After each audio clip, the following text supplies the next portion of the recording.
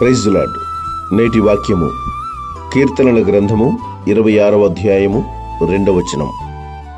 యెహోవా నన్ను పరిశీలించుము, నన్ను పరీక్షించుము, నా అంతరింద్రియములను నా హృదయమును పరిశోధించుము. దేవుడు పరిశుద్ధుడు కనుక మనము కూడా పరిశుద్ధులుగా ఉండాలని దేవుడు ఎల్లప్పుడూ కోరుకుంటాడు.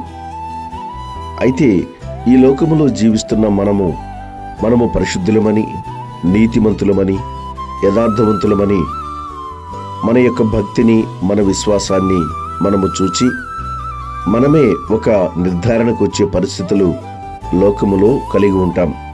అయితే మనకు తెలియని, మనము గ్రహించలేని, మన గ్రహింపునకు రానటువంటి ఎన్నో లోపాలు, బలహీనతలు, అవిధేయతలు, శరీరాశలు మనం కలిగి ఉన్నప్పుడు వాటి ద్వారా మనము ప్రభు యొక్క చిత్తాన్ని ఏమాత్రము నెరవేర్చలేము.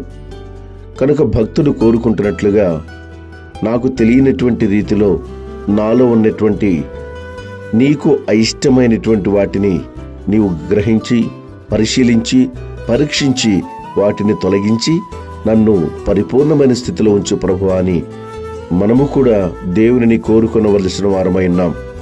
మనం ఎల్లప్పుడూ ఇదిగో మన అంతరింద్రియాలను, మన హృదయాన్ని పరిశోధించమని, పరీక్షించమని, పరిశీలించమని ప్రభువును అడిగి మనల్ని మనం సరిచేసుకుని ప్రభువు కొరకే సిద్ధపడవలసిన సమయము ఆసన్నమైనది.